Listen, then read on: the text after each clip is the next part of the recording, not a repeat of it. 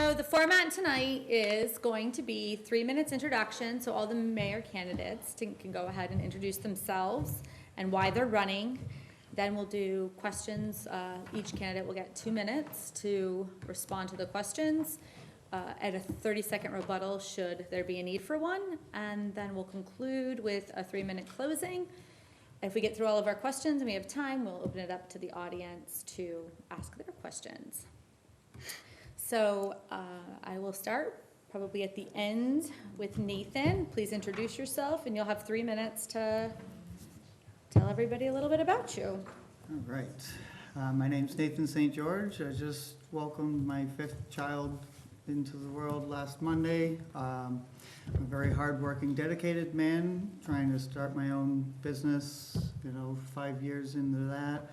I also do work at the deli on the nights when they need me, 3-4 weekdays a week, and I do have to cut back when the busy season comes for my business. We do everything. I'm also, I'm trying to get as much involvement in the schools, which we are very happy with the local school. I'm also a member of the Knights of Columbus. I've been for 7 years. I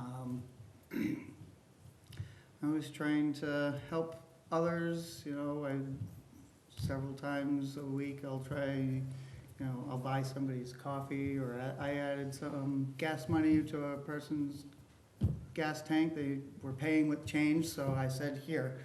He didn't know that I did it, but add that onto it. And I'm always looking out for others, and I don't have much time for myself, but, it makes me happy to do for others. I've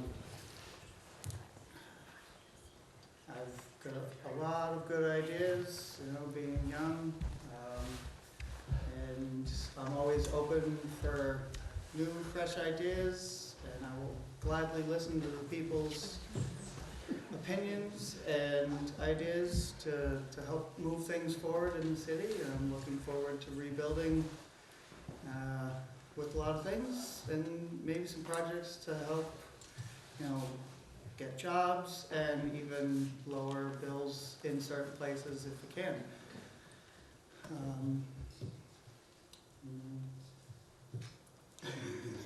All set. We'll move on to the next one. Thank you, Nathan. Thank you. Do you have a timer that? I do. Okay. I will let everybody know too when you're hit 30 seconds. When you have like 30 seconds left, That's just awesome. to Thank you. so you can finish your ideas. Now I will reset, and all right, we'll start with Beth. Good evening, everyone, and thank you for being here tonight on this snowy night. Before I get started, I'd just like to thank Paul Manette for his years of service as mayor and council member. And I'm kind of excited that he's stepping down so that the rest of us have a chance. Yeah. So I'd like, I look out here and I see a sea of familiar faces. Thank you so much for being here. I see some faces that I don't recognize, and I'm hoping that those people that I don't recognize will at least have a chance to get to know me tonight, and maybe in the future we'll be able to get to know each other. I know this is going to sound really smarmy, but I feel like there's no such thing as a stranger in Newport, and I know that you're all going to feel this way. They're just friends that we haven't met yet, and I've seen that so often in my 10 years here. So those of you that I don't know yet out there, I hope that maybe we'll have a chance to at least chat with each other. In my opening statement, I'd like to share a couple of important thoughts. On the city website, there are 11 participation guidelines for city council meetings, and I would like to read that verbatim. Topping the list is this one. Please be respectful of each other, council members, city staff, and the public. This is a two-way street, as relevant for those sitting behind the table as it is for those of us who sit in the audience. I understand that it's very scary to walk into the council chambers if you've never been there before. and even more frightening to stand in front of the table and air a grievance or ask a question. Tonight I want to tell each of you that you will be welcome in the council chambers. You will be acknowledged, you will be heard, and you will be respected. I feel that everybody's voice and everybody's opinion matters because we all live in this community together.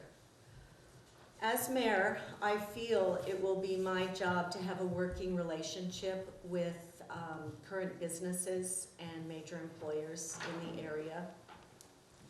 We have 30 seconds. Okay, thanks. We've suffered failures in the past because we didn't conduct proper due diligence of proposals like the EB5, the expansion of the landfill, and what happened to the proposed senior housing project. My intention is to do the due diligence, work hard, ask the right questions, and hopefully bring the right people to the table so that we can all move forward together. It's not just about me, it's about the community moving forward together. Thank you. Carl. Good evening, everybody. Thank you for coming. My name is Carl King. I'm 49 years old. I live here in Newport, of course. I've been here for 30 years now. I moved originally from Rhode Island when I was 19. I moved up here, worked a little bit, and I joined the National Guard, where it wasn't enough for me. I wanted to do much more, so I went active duty military. And I didn't come back till 2000. And when I came back, I worked at Chapman Farms for a little bit. Then I started construction of my own, where unfortunately I fell off the roof and got hurt. And then I developed a funny walk for a while. I just had some surgery to help correct that. But while doing that, I've been doing a lot of community work. I've joined many organizations that do charitable works. I also really stand for veterans issues and seniors issues. I give rides to seniors and veterans, to groceries, and to doctor's appointments. I'm also an advocate for school. I really think school, we should really concentrating our schooling, getting kids the best education we can so we get them out here to jobs that will pay, and also hopefully bring money back here to Newport. I'm really looking forward to working with the administration that's there now. I'd like to add to the team and see what more we can do, add value to Newport. I think as mayor, I'll be able to do a lot more outreach where I'll be out getting developers and business owners to come to Newport, allow the city council and city manager to do their job from there on. But I'd also like to interact with the community. I love the recreational aspects and the choice to go in that direction. I think it's beautiful. As of tonight, outside of its inconvenience, it's truly beautiful, that snow. It's much needed in this region as well. But anyway, I just want to thank y'all for coming, and hopefully, if elected, I can serve honorably and with integrity that seat deserves. Thank you. Rod. Okay, well, thank you all for coming, first of all, and thank you to the fellow candidates, and I agree with Beth Barnes' sentiment. Thank you, Paul Manette, for your years of service and all the value, the contributions you made to this town. First of all, I guess I might not be a familiar face, which is actually a good thing sometimes. I've actually lived in Newport about 3 years, and before that I spent 9 years in Barton. So I spent the last 12 years in the Northeast Kingdom. The first 20 years before that I was in Chittenden County. So if I ask myself, who am I would say about 31 years ago, I was someone that was making a very difficult decision, one of the first major decisions in my life. It was to leave home in Columbus, Georgia. I was born in Columbus, graduated right outside of Atlanta, and come all the way up to Vermont. And I've been in Vermont ever since. I've been in Vermont for 31 years, and I chose to come here. And then about 12 years ago, I chose to move to the Northeast Kingdom. I'm a single parent, and actually on top of everything else, most importantly, I'm a middle school English teacher at Barton Academy in Graded School. And talk about this, the snow and everything else, but right now, my girls' basketball team is playing at North Country High School against the 7th grade North Country team, so I should be there coaching that game right now, but I'm here, so they said they would forgive me and that they would do their best, and we'll probably be playing again on Saturday, so I'm really happy about that. I'm someone that's, ever since I've been in the Northeast Kingdom, and actually in Vermont, I've been active. I've been active in the community. I've been active adding my voice to different places. I graduated from the University of Vermont with an English degree and a minor in business. And then I went on to work on my master's degree at St. Michael's College. During that time, and over the last 31 years, I worked in various businesses, owned my own marketing company, promoted tourism and travel. And then recently, with my as being a single parent and having my daughter in tow, we moved up here so she could attend Lake Region Union High School, where she graduated in 2017 as a valedictorian. You have 30 seconds. And then went on to Harvard and graduated in 2021. And she's been working in the private sector as a first grade teacher for the last 2 years. I share all of that to show that I've led a very full life where I've had opportunities to make contributions in every aspect. I agree with everyone sitting here that there's a lot of work to be done, and the first thing it does take to build a community, and there's nobody that's going to help you do that better than someone like me that's had the opportunity to make community. All right, so now we will start with the questions, folks. Question 1. In your opinion, what is the job of the Newport City Mayor, and how would you fulfill that duty? Nathan? So as city mayor, it's I would put it, kind of similar to president. They have, they're the highest on the good game, but there's a lot of responsibility. So if something goes wrong, I believe it should point back to someone on top as well, and it is also their job to fix it. And I would like to, I've always been good at fixing things, and even if I don't know how to do it, I will find the way and the best way that I can see fit to fix an issue. Also, it's very, a lot of time consuming, go to the right person, find out whatever the issue is, you make time for everyone so that you can, see what's going on in the community. I am always good at talking to people. So, and if you see me on the street and you have a question, don't hesitate to ask. I'm always open for suggestions. I mean, the sky's the limit here.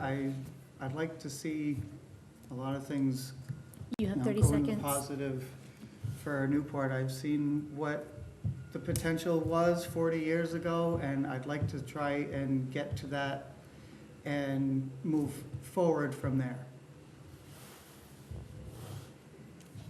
All right. Would you like me to restate the question, or are you all set? No, I'm good. I'm Okay. good, yeah. Other than the obvious, running meetings, looking at the budget, so on and so forth, I believe that the mayor's primary responsibility is to be among the people. And I don't mean just the people on the east side. We also have a west side. I owned a home, I see the west side is in the house, thank you. I owned a home on the west side, and now I own a home on the east side. I've gotten to know both of those communities, and I just appreciate both of them. They're both colorful in their own special ways. I think it's important to talk to people. People ask me, what would I like to do when I'm mayor? But I like to flip that around and say, well, what would you like me to do when I'm mayor? Of course, the obvious one is usually the crater on Main Street, but that's not the only thing. And I also remind people that in Newport, we have so many wonderful, wonderful things to celebrate. For example, the people that have worked tirelessly to work on renovating the grandstand. Apparently, I learned last night that it's the last wooden grandstand in the state of Vermont. We have a lot to be, no, somebody's shaking their head. Okay. Barton has one too. Okay, I'm misinformed. Thank you for that. As mayor, I think it's really important to be able to take criticism and to be able to handle when you're wrong with grace and decorum. So I hope I just passed that test. Thank you very much, and he was not a 30 plant. seconds. And a sense of humor. But on the serious side, I would like to just be among the community, and I'd like to see what you want me to do on your behalf. And when I learn that, then I want to try and bring the right people to the table and find out how we can move forward together. It's not just me being mayor. You don't send a quarterback out on the field and expect them to win the game. I need all of you to help me. Thank you. All right. Carl? As with Beth, I agree that the mayor does need to get out with the people because he does represent and speak for the people. At the same time, he oversees the council. The council itself, what's that? Or she? Okay. Pardon me, he or she.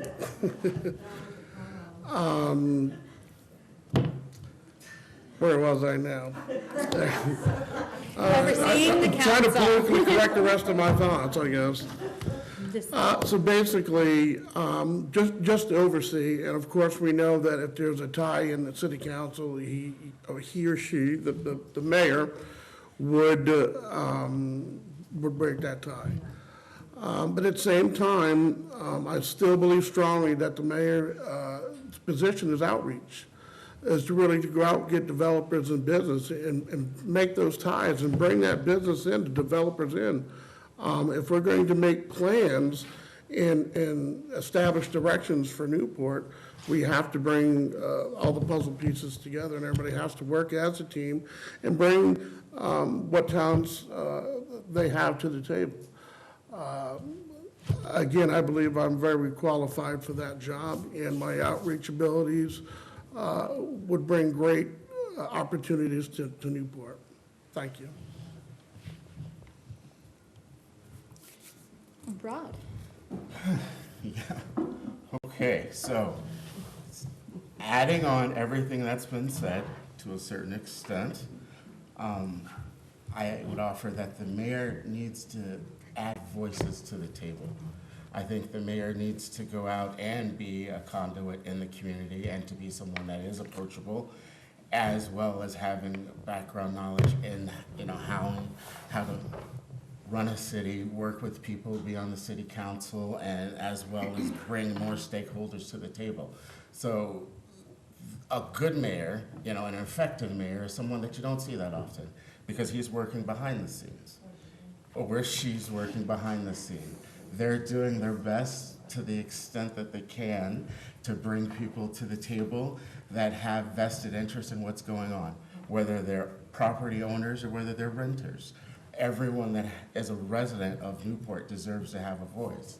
And building this and growing together is the only way we're going to do it, is with everyone's voice at the table so that we can have buy-in from everyone. I'm very happy with projects like the grandstand. I'm especially happy with names like Satchel Paige being connected. But as the mayor, we're working with people across Metro Magog, we're working with people throughout the state.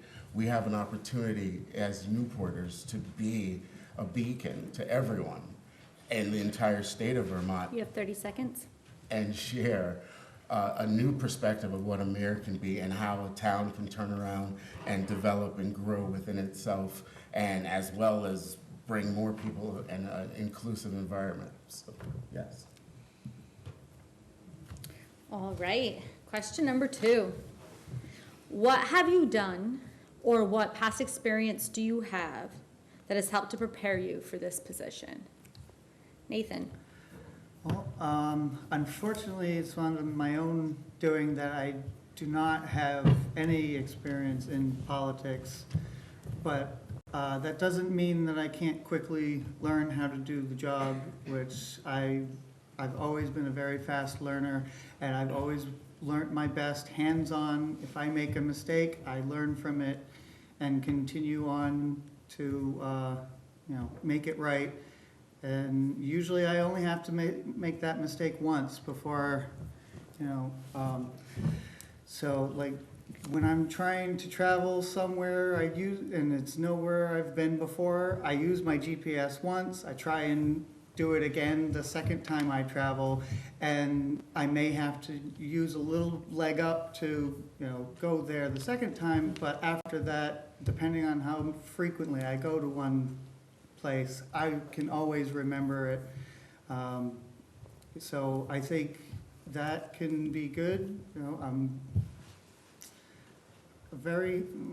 like I said, I'm very hands-on, and I'd like to help anywhere we can. The communities here, where the city is over 100 years old, which is good.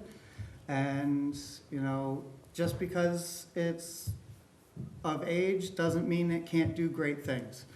You have 30 seconds. Okay. I'd like to try and just help everyone out there, help me to be the best mayor we can be, and hopefully do it for many years. All right. Beth? Thank you. Well, a lot of you know me for the work that I've done around Newport, in particular as community outreach specialist at North Country Hospital. I worked a lot with seniors and children, but there's probably something that a lot of you don't know about me. When I lived in Long Beach, which is my hometown, before I came here to Vermont, I was the chairperson of my Surfrider Foundation chapter in Long Beach. Long Beach has as many people as the entire state of Vermont, so it's a rather large city. So as the chairman of my Surfrider Foundation, and Surfrider, for those of you who may not know about it, is an international nonprofit, and we are stewards, in simple terms, stewards of the coastline. And in Long Beach, we had our local coastal oceans were choking because during World War II, we had a breakwater that was built for public defense. And then they moved the Pacific Fleet, so we were left with the breakwater. We had two 60-mile rivers that feed into that. So when those rivers feed in, there's no place for those waters to go. So because of that breakwater, our local waters were choking and they were dying. So I helped to lead the push to sink that breakwater. It would have been the only time that an Army Corps of Engineer project had actually been demolished. I'm sorry to say that it still hasn't happened after all of these years, but I am happy to say that so many people have come to the table to look at the issue and to talk about the issue, people that wouldn't have spoken together before. And also as the chairman of my Surfrider chapter, we were instrumental in getting the conversation going to ban single-use plastic bags in Los Angeles County, and we were successful with that. It took a very big fight, a good fight with grace and decorum, not with anger and harsh words, but I spent a lot of time in front of a very large city council in Long Beach, and that was unnerving. Thank you. All right, Carl. Basically, what I would bring to the table, my experience, I was in the military for altogether almost 8 years. I had a lot of projects. I also am a member of the Army Corps of Engineers. So I bring that to the table as well, too, knowledge of a lot of things that would be dealt with as mayor, infrastructure, so on and so forth. My ability to communicate, outreach, the want, I have a servant's heart. That's really just, home is where the heart is, and Newport is where my heart is, and it's what I call home. So whatever I can do to help to meld, cohesive, to bring the city and management together, that's what I'm going to do. So I like what the city's doing, and again, I'd like to add to it. I have some skills as well too, and things to bring, to fit into the puzzle, make it a much more beautiful piece to look at. So, thank you. All right. Rod? Could you repeat the question? Yes. What have you done, or what past experience do you have that has helped prepare you for this position? Okay, all right, thank you. I just wanted to make sure. Well, as I was sharing earlier, I arrived in the Northeast Kingdom about 12 years ago. My daughter was in her 8th grade, and I wanted to be close with her and helping her finish her high school career and getting into college. There wasn't many jobs, actually, in the Barton area during that time, so I took a job as a substitute teacher. At that time, the substitute teacher for OCSU, Orleans Central Supervisory Union, was only making minimum wage. And that would be the joke that I would tell with other people in the school building. It's like, you know what, I'm here with a college degree, and I'm equitable, and no offense to the baggers at CNC, but getting paid on that same level. Over the 9 years, I worked as a sub, and I got a raise basically every time the every time the minimum wage went up. But it was good because I was working on something special and helping my daughter get through college. However, part of the work that I started to do was working with the school board and working with people of like the NEA and the Vermont NEA and the OCEA to get the wages raised. So about 2.5 years ago, as we're coming out of COVID, the substitute teacher pay is still about $11.75. And I bring it up again that it's like, that's too low. What's going on? I go to the school board meeting and I get the school board to approve. I bring it up, they make the motion. 30 seconds. Substitute teacher pay gets approved to go up to $13.75 an hour. However, that doesn't necessarily go into effect because by setting it at that rate of $13.75 an hour, it was actually going to be higher than some of the paras in the Orleans Central Supervisory Union. So with more work, with more politicking, and getting more people to the table, and in the process of helping the students and the kids, which is the most important thing, I'm happy to report that even as of last Friday, it's been announced that the paras pay for the fall is going to be $18 an hour, so that the substitute teachers will be able to make more money, and so that the teachers will be able to get paid more money. We have to move on. And it's a great thing.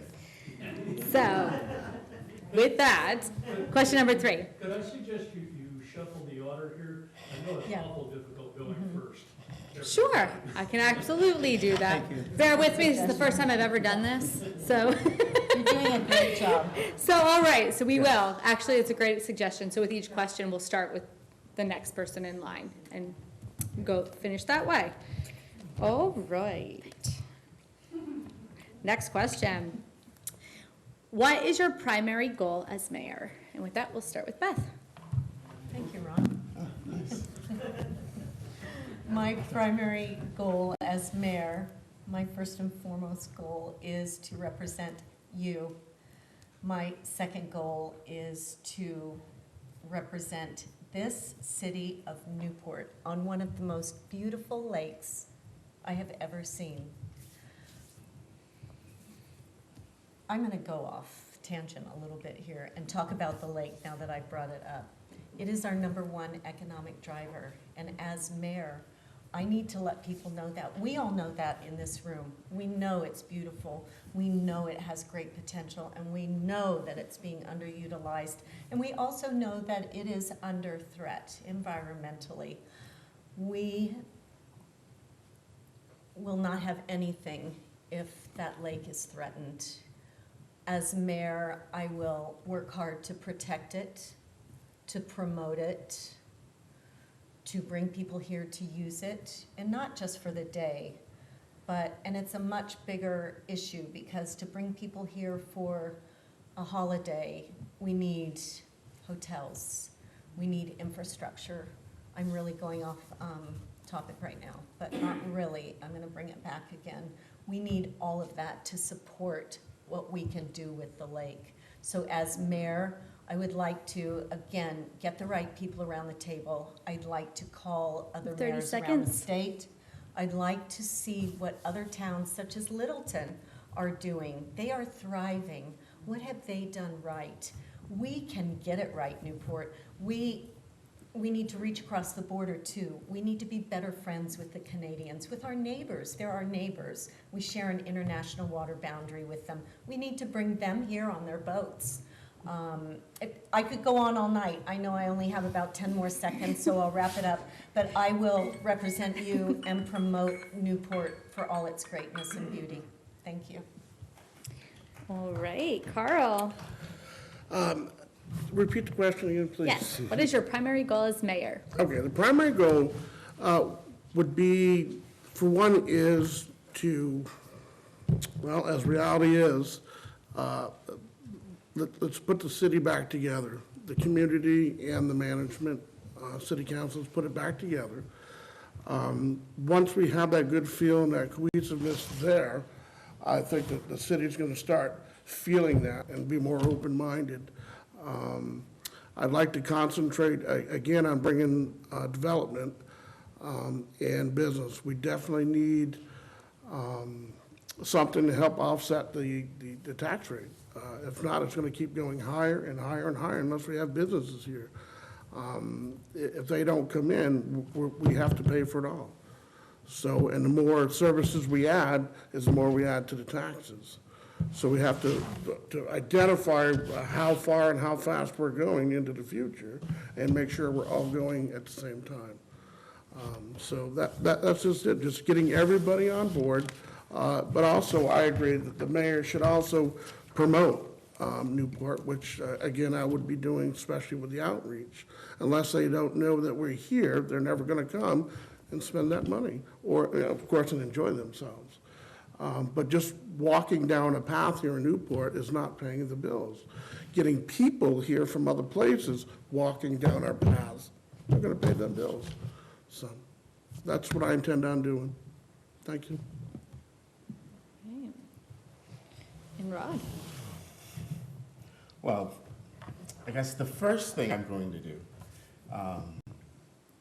is I'm going to get to know all the different departments that make up Newport. I'm going to get to know Newport inside and out. We've got a lot of people that have been involved with city council, with government, with running this town for a plethora of years. And the first thing I want to do is get to know each one of them and all their grievances, all their gripes, all the ways that they've thought this project would have went better if we had this, if we had taken this angle, or if we'd gone this way. And then, because that's the people that go to work every day to make Newport what it is. And those are the people that you should spend your first time with. And then after we work together to get to know the Parks and Rec department and every aspect of making sure that they're all working together and with the left hand and the right hand they're doing, and then coming up with a strategic plan that we can all buy into. Like I've been doing a lot of research on Newport, looking at the budget, looking at the numbers, looking at some of the forecasts. There's been so many wonderful strategic plans and things, you know, put into place and almost, you know, literally, you know, getting the ball rolling, you know, but obviously things took a little bit of a detour over the last 6 years. And as we push through that, it's time to look back through those plans and to ask and to see those people that are still around and to get their feedback and their input and to see if they're still interested and invigorated to help do the work. And then give them everything they need to do it. That's the key. The key is to get everybody's help at the table and everybody's buy-in, and then once everybody's committed to doing the work, the momentum, the inertia will take it where we want to go. And it's not gonna look the same way at the beginning as it does at the end, but that's the beauty of having everybody work together, is coming up with a shared vision and a shared vision for the new Newport. Great. All right, so Nathan. So my goal, and I actually have a lot more than one goal, but my biggest goal is to try and get the community back together, you know, find a spot where we can do like potlucks and, you know, things, and more than just the city council meetings, and we can also discuss things, you know, even just everybody is really nice up here, you know, I mean, living in Rhode Island, Massachusetts area, you know, people will try and shoot you just for saying hi, and it's a little over exaggerating, but you know, people don't even wave to each other anymore down there. Up here, I've always felt a nice sense of home every time I've come up here to visit before we moved up here. Just people waving at you like they've known you for years. And I like that, and I know there's certain parts of this community, and it's not just in Newport. We have to also look out to our neighboring communities, our outside communities. If we can't get people to come in and enjoy our facilities, and you know, that splash pad, I really am looking forward for that project to go through. Because what do kids want? To have fun. Mommy, I want to go to the splash pad. I want to go. If, you know, our community, they get to use it all the time, but word spreads, and word can spread very fast if, you know, bringing it in. And we need, more 25 jobs. seconds. I'd like to also try and help create spots for more jobs and bigger community. That Crater is the biggest thing in our community. It's right on Main Street. If people from out of town drive through and see that, they're not going to want to spend money or spend time. Thank you. Okay. Next question is, in interviews, all candidates have made references to building community or communication and trust within the city administration, and many have said they want to rebuild trust with the city, between the city and the people who live here.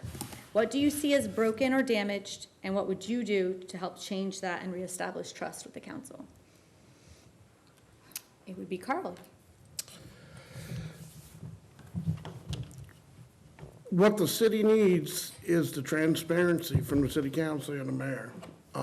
They are conducting business in our name and for all of our city residents. It is up to us to expect them to have transparency, to explain to us the business that is coming to them and disseminate that information. Not just to a select group or quickly put it here where you have to search for it and find it. That's a hindrance. We want it to be open and clear for everybody to see. There should never, ever be anything in city business where anybody should have to question, where's the paperwork, where's the proof, where's this, where's that? Why can't you explain it to me easily? You should be able to articulate to your constituents what city business is. It's as simple as that. Thank you. Rod. Okay. Let's see. So one of the first times that I actually put community organizer on my registration form was all the way back in 2012, when I had just moved up here and I came actually up to the gateway to hear a presentation about EB5. I had also hoped to get close to, I had just moved to town, so please forgive me, close to Bill Stinger, because I had a background in sales and marketing, and I said maybe I can get something, do something in JP, and if this program is as big as it is, it's going to be great, and it's going to be awesome, and I have a business degree, you know, I have background in business, so I should be able to spot this. So I was standing there with people from the Federal Reserve Bank of Boston in a three-piece suit, and I'm listening to this whole program laid out. And at this time, you know, like I said, I'm about 37, 36 years old, and it's all sounding too good to be true. And lo and behold, you know, it was unfortunately too good to be true. I still, as you can hear in my voice, don't like the way that went down. So many aspects were left unsettled, and so many things were left on the table that could have been resolved. And just one of the things happens to be the hole on Main Street. but there were other businesses that were supposed to come in. There was another hotel.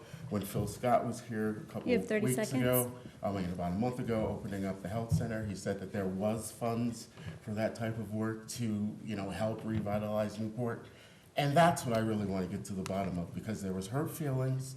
A lot of people that were involved got egg on their face, and we need to tell them that they're still part of Newport and that we can still all come back together and survive and heal and overcome this together.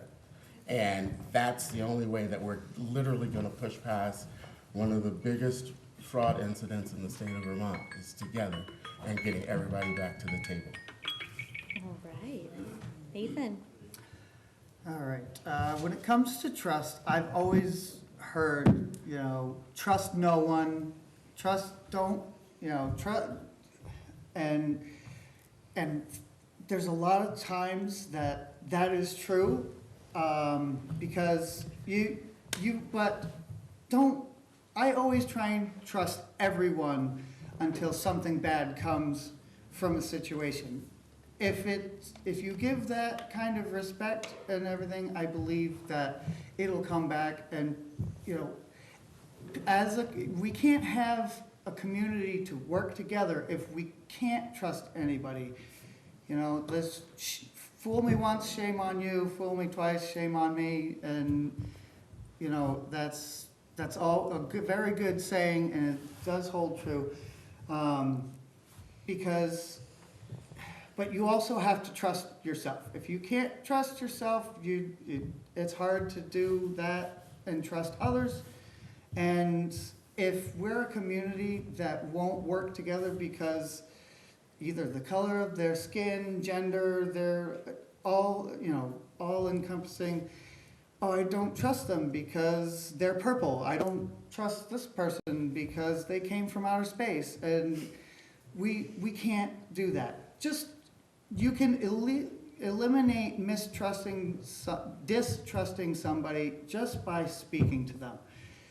You have 30 seconds. Once you start talking and communicating, then, if something bad comes out of that, then you have your answer. But always try to make a move to, trust everyone. And I hope we can bring that back.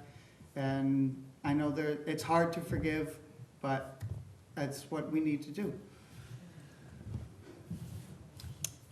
Beth? Tabitha, would you mind restating the question? Yes. So all candidates have referenced building communication and trust with the city administration. What do you see as broken or damaged, and what would you do to change that and reestablish trust with the council? That's it's a very broad question. I don't know what trust has been broken. I don't know specifics. So it's hard for me to actually comment on this supposed trust that's been broken. I think everyone is different. Everyone approaches situations in their own way. No two people are the same, and thank goodness for that. I think trust is something that's earned. And sometimes it's a long, hard road to earn trust and to learn how to trust somebody else. The only way to do that is to make a commitment to working toward a singular goal. And not everybody's going to work toward that goal at the same speed, with the same intensity.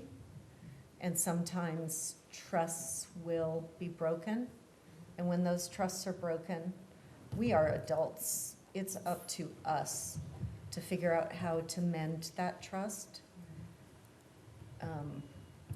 So I'm not stalling because I don't know what to say. It's just I want to make sure that my words convey exactly what I'm feeling, because trust is a big thing, whether it's in a personal relationship or whether it's in a city council or whether it's in a corporate boardroom.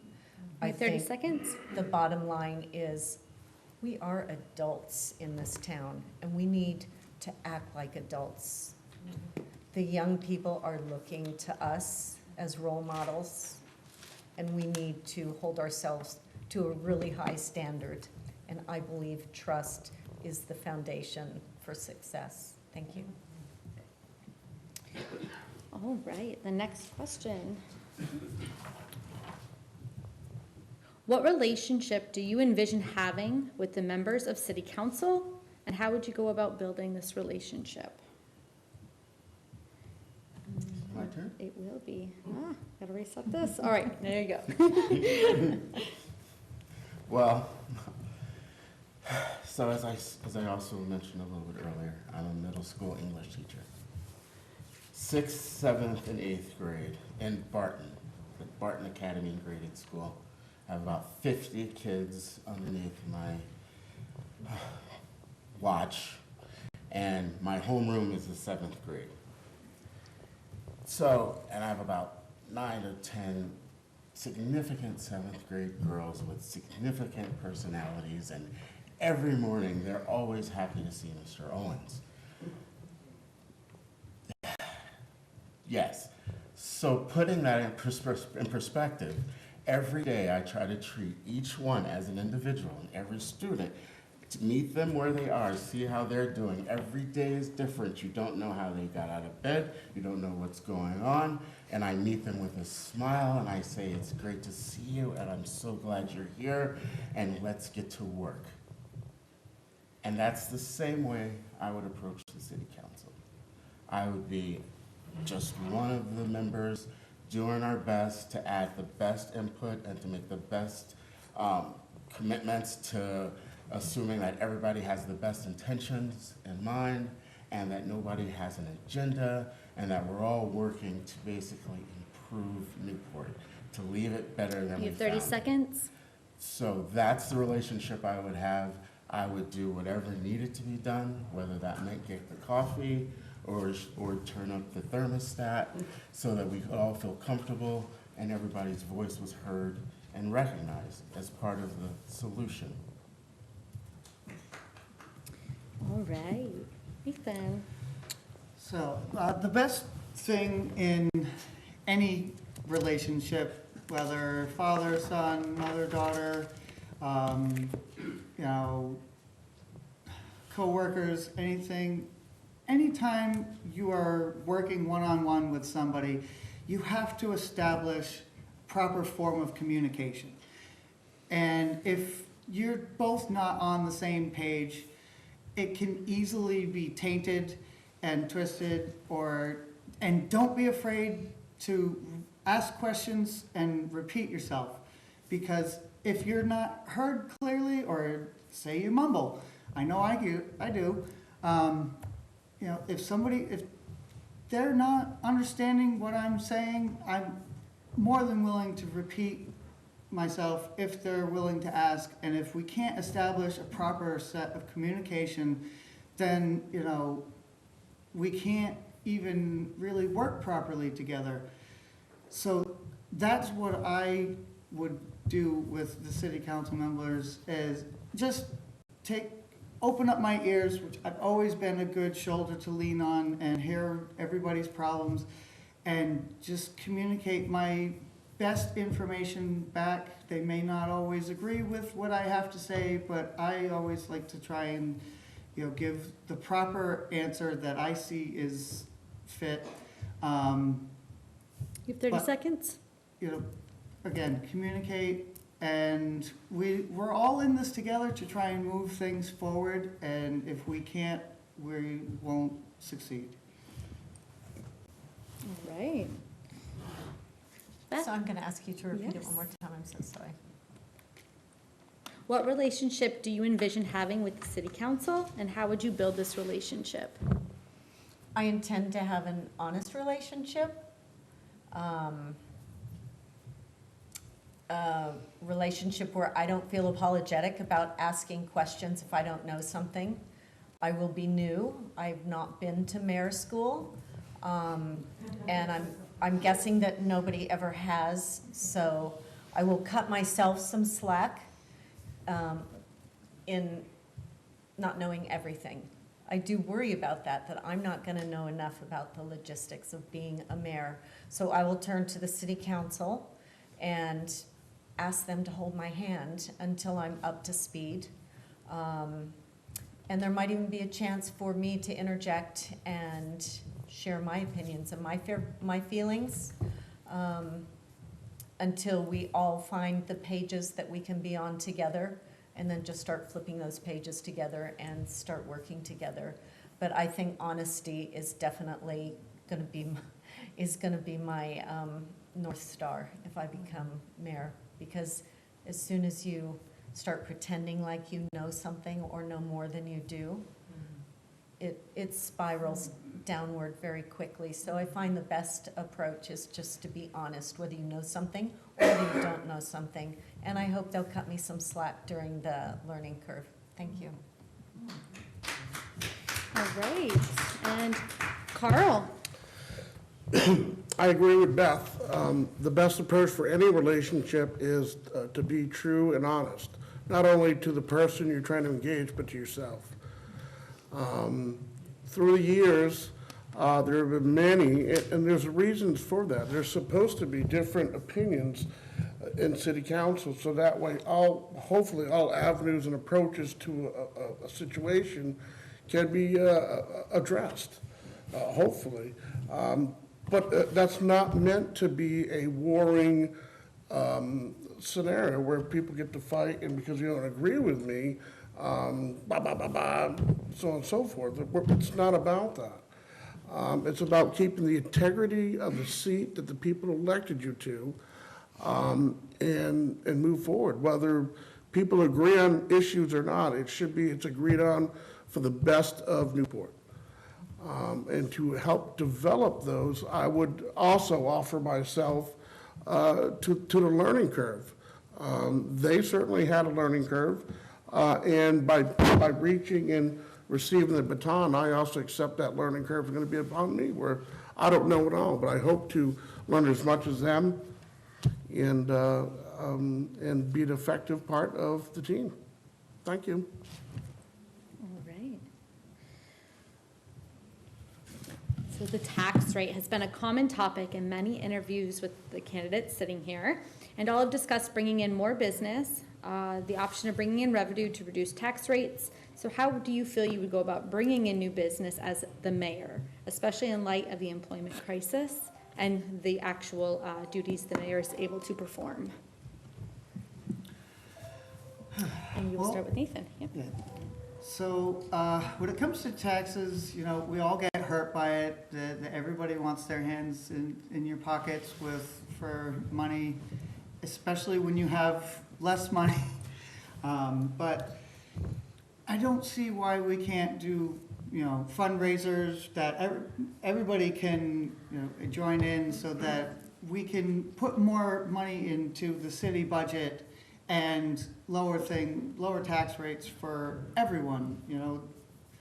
I have an idea about adding solar panels to the telephone poles, help lower, electrical prices. So if different projects like that, are even, so we don't have to spend so much money on rebuilding the Grand Site, maybe extra volunteers, people who want to, step up, even high schools in construction or whatever, they get that learning on the job kind of training, and it can cut costs there. I'm always about trying to find a way to cut costs and make money for, to continue and prosper.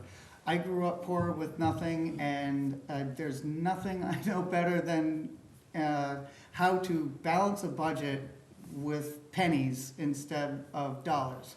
So I can put my You have 30 knowledge seconds. of that into the city, and hopefully we can, with the right hands and the right knowledge and the right ideas, we can push everything forward. All right. Beth? Thank you. How could we bring more business to the city? That's, that's the elephant in the room. But I have an even bigger question.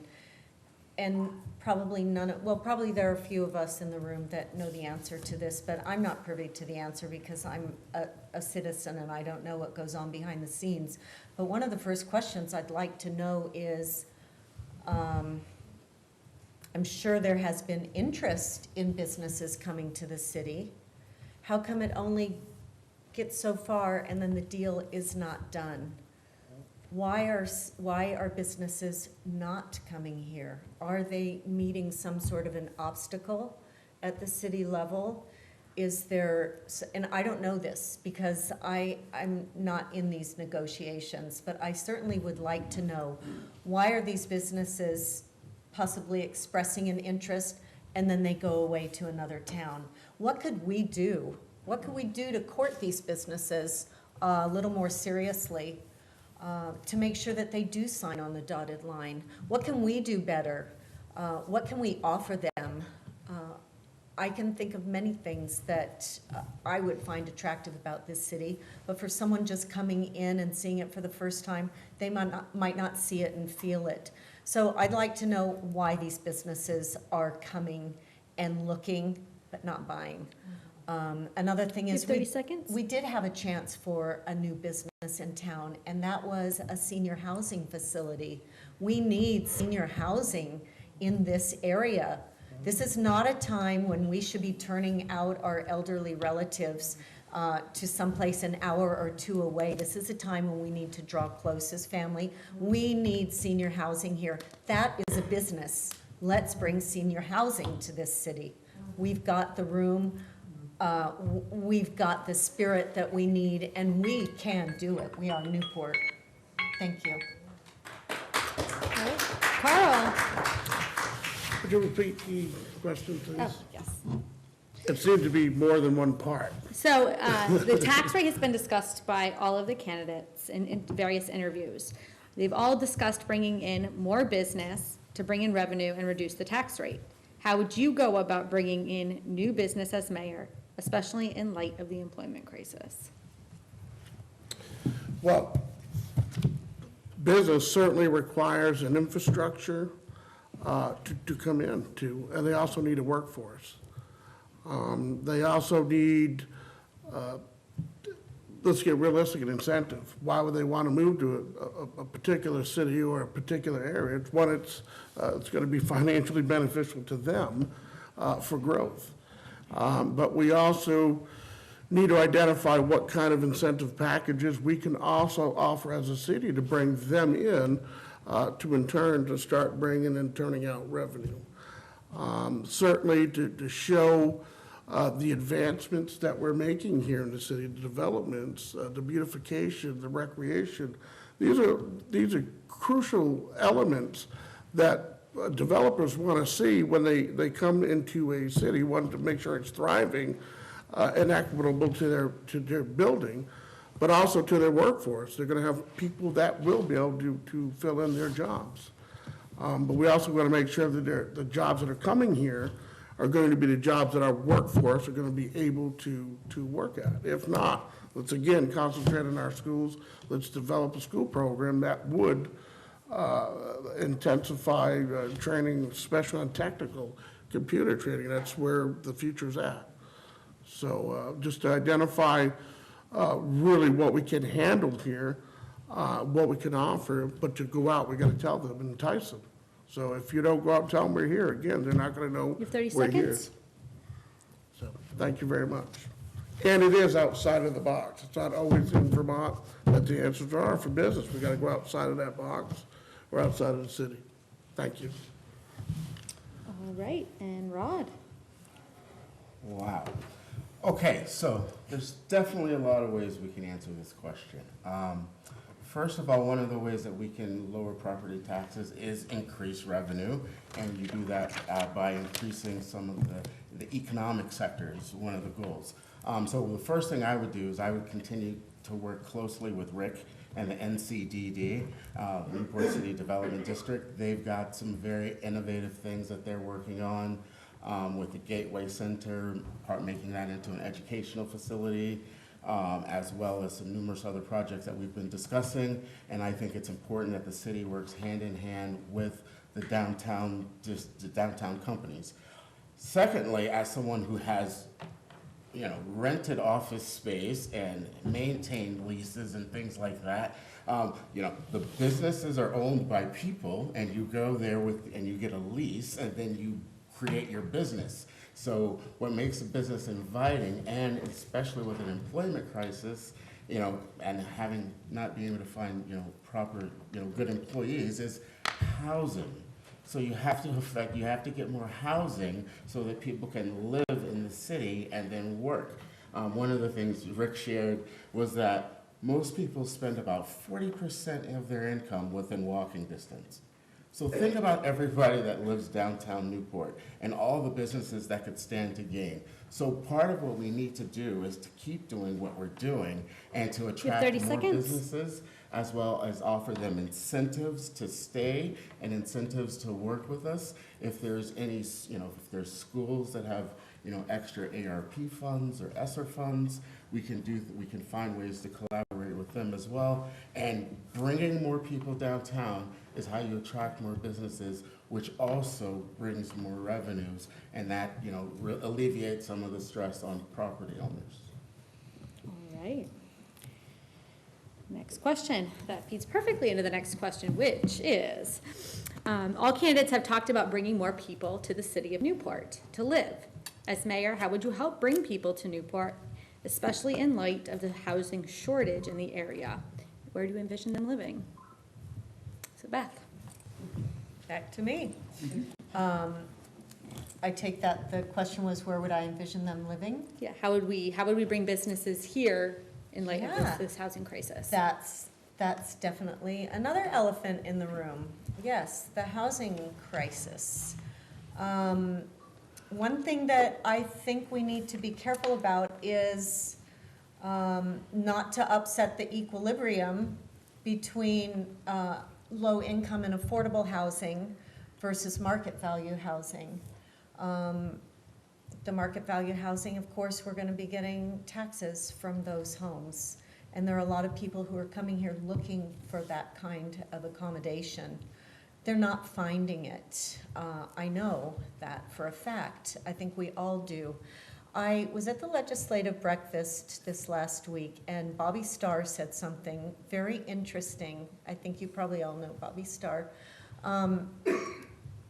He was talking about the housing crisis, and specifically here in Newport. And he said, look at all, and I'm sure we know many of them, look at all the older people who are living in a home, a family home. They're living by themselves, and they're finding it difficult to live on their own, the 80-year-olds and 90-year-olds. I know I had a mother like that, and I guess maybe I could be accused of that too. But living in a home that's too big for you, that a family could be occupying. And his point was, let's get some senior housing. And Give 30 seconds. let's provide a community, a senior housing community of all levels, assisted living, independent living, and free up their homes, which are very often burdensome for them. That would be a really wonderful, it just makes so much sense to me to build this senior community within our community, free up those homes, entice the employers to come and say, yes, we have housing for your employees. It seems like a win-win-win all around to me. Thank you. Okay. The question again, please? Yes. So the question is, all the candidates have talked about bringing more people to the city of Newport to live. As mayor, how would you help bring people to Newport? And in light of the housing shortage, where do you envision them living?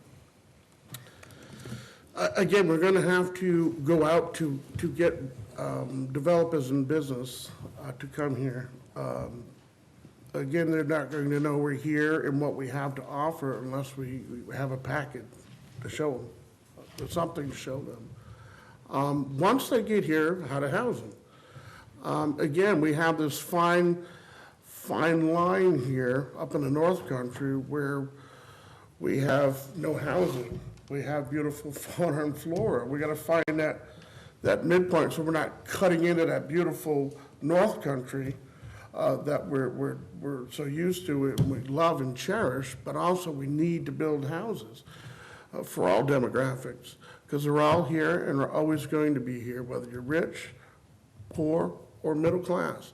Everybody is here, and we need to house them. The seniors, unfortunately, I feel that very much. I was very sad to see that. But we need to encourage more places like that. What can we do to step in as a city? What can we do to help so you don't go out and, like for that one, bottom up on us?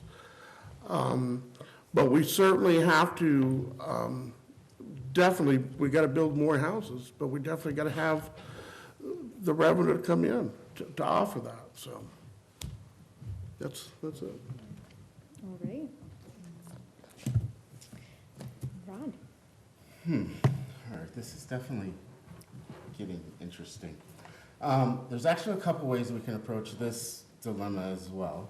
The first one I would offer, most of us know now, like the Hole on Main Street is actually in receivership. And now that J. Peak and Burke have been sold, maybe the receiver will actually be able to pay a little bit more attention to the Hole and help us, figure out some remedies to that solution. But that's not the only piece of property in Newport that's, vacant or dilapidated. There's things that we can do where we can work with state grant programs, and we can put specific departments together to, go out and find investors and work on our relationships with companies like Rural Edge and those types of organizations. Because guess what? Renters pay taxes too.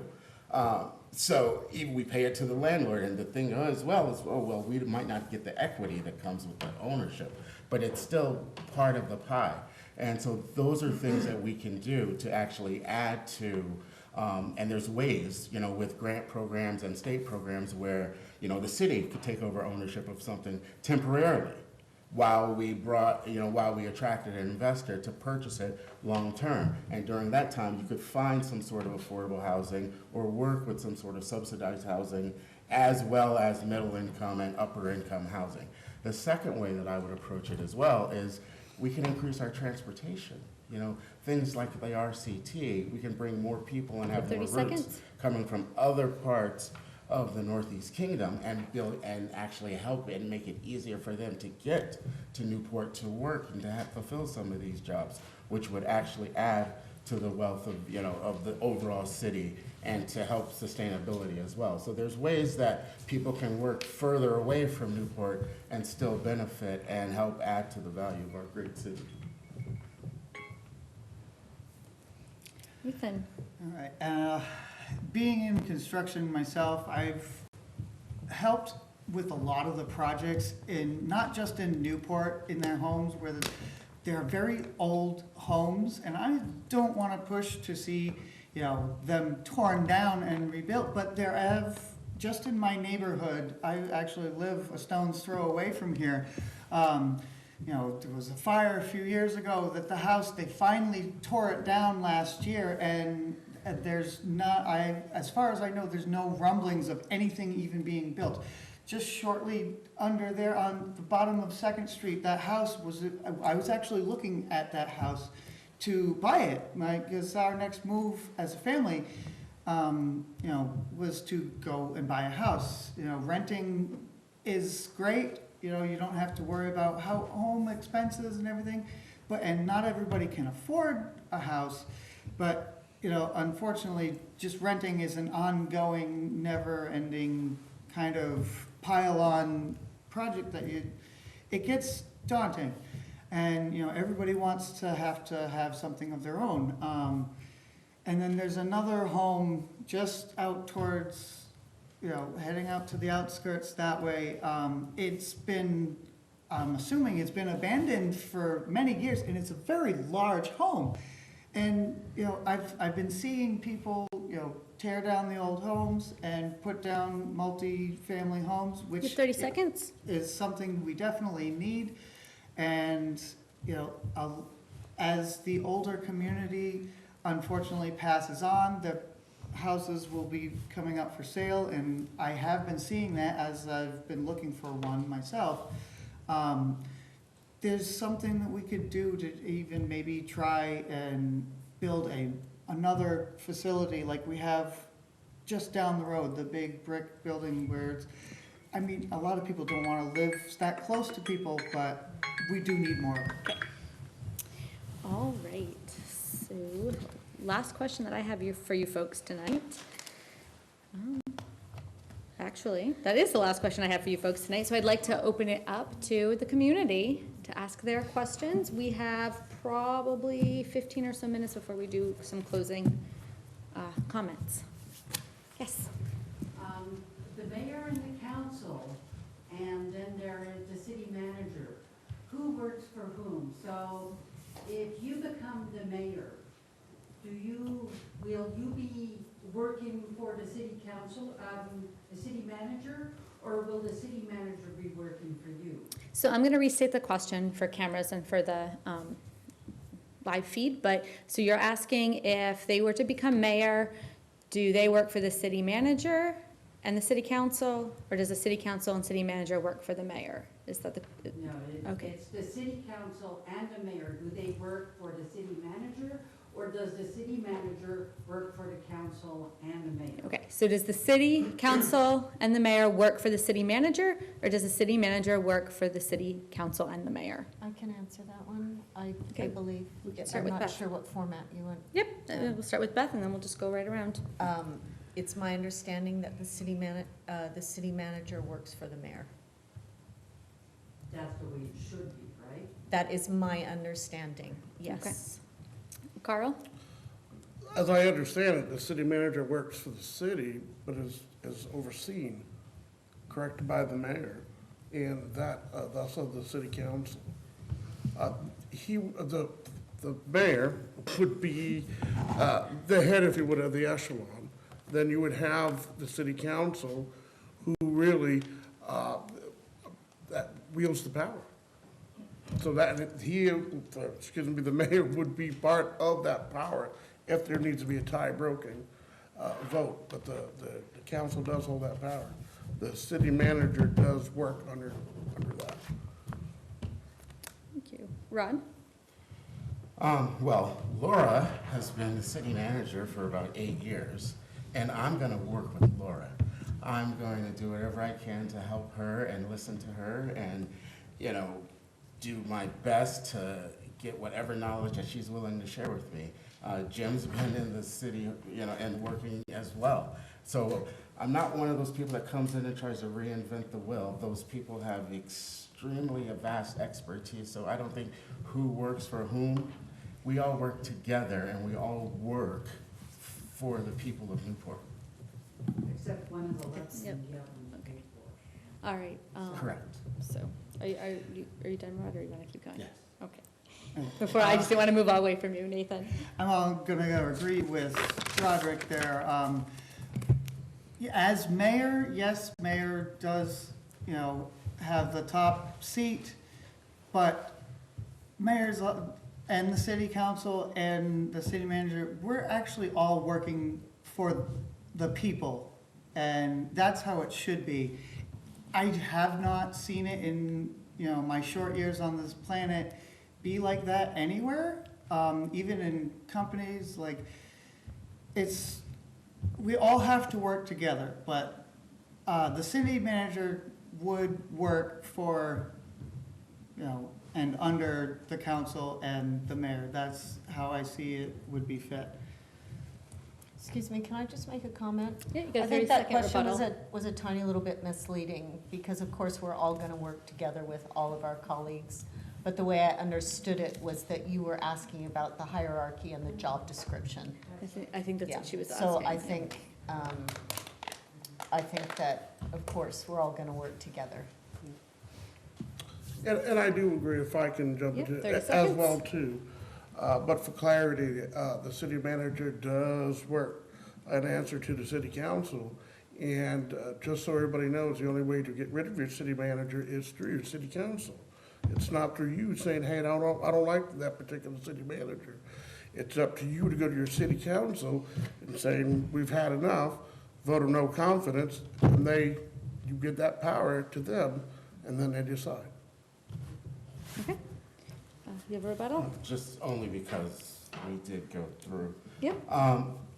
And I think as well, the fact of the matter is everyone that is put in place to do these jobs, whether it's the fire chief, whether it's the head of sewer and waste management, they go to work every day with the confidence that we have their interests, at best, their best interests at heart when we make decisions as a city council.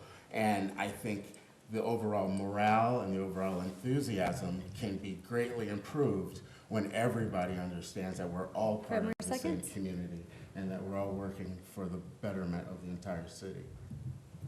Nathan, you want 30 seconds? Okay. Anybody else have any questions?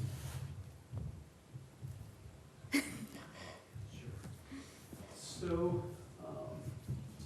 at the city council level, only certain topics seem to be brought up. I have no idea who generates those topics.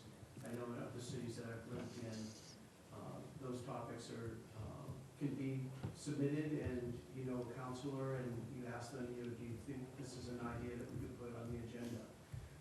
How would you address that, seeing that it doesn't appear that anyone can get anything they want on the agenda? Would you be open to recommendations and requests of the public to have an item put on the agenda? Say like to hold an open forum for the budget for the people, not for the council. So am I correct, you're asking how they would go about allowing people to get things put on the agenda, or how they would go about doing that? Okay, so how would you go about getting community input on what goes on the agenda, such as opening up forums for reviewing budget? Do I have that correct, sir? Yes. Okay. And we will start with Carl. If I understand correctly, as I always envisioned, there should be a group of community members who care enough, who want to who receive that information, will help disseminate that out to the public. But all that information should come from city government. You should get it from your council members. You should get it from your mayor. Well, you're gonna have to run that. That's a lot. Yeah. So how could the community get things on the agenda, and how would the mayor help them with that, and how would the mayor help? Well, I believe actually, I thought there should have been a lot more time for people to speak. I mean, when you hear something in your community, 2 minutes is not enough. 2 minutes, 2 and 2, that's what you got from Chuck Woolery at a dating game, or whatever that show was. But in city management and city business, you need to express how you feel, because every decision impacts the citizen, the community member. So without them, we wouldn't be elected. So they need to be inclusive in pretty much a lot of the information, not so much decision-making, because that's what we hold the council responsible for. We give that power to them. But we do need to form committees, even outside, again, in the community, to get that information and disseminate it out. Talk about things amongst yourselves. Appoint someone to come to the council You have 30 and seconds. represent everybody in that regard. We, as whatever your group is, would like more information on this. Can you disseminate more information to us? Just have open forums. Okay, all right, Rod. Okay. I definitely think there's multiple ways you can go about doing that, and I'm glad this question came up again. Thank you very much. Well, one of the ways is, public privilege of the floor, the 2 minutes that everyone has at city council meetings to share, their input or some of the things that's on, on their mind, and it's not necessarily open for feedback at that time. But as a city council, we can start to run a list of those types of things, and we can prioritize those, and we can see if they fit into, or find a way to fit those into our strategic plan. Another way could be, or should be, public and community forums. We have a lot of great space, whether it's the gymnasium, whether it's the school, whether it's this wonderful library, where we can offer feedback and have people come in and take surveys and share, their feedback at a specific time where it's not during the city council meeting. We can say it's coffee with the city council meetings at the Brown Cow on Fridays at 12 o'clock. And there's so many different things that you can do where you can actually get feedback and engage with the community. And then the third thing I would do is to, utilize the technology and the social media and all those tools that our kids know how to use so much better than we do.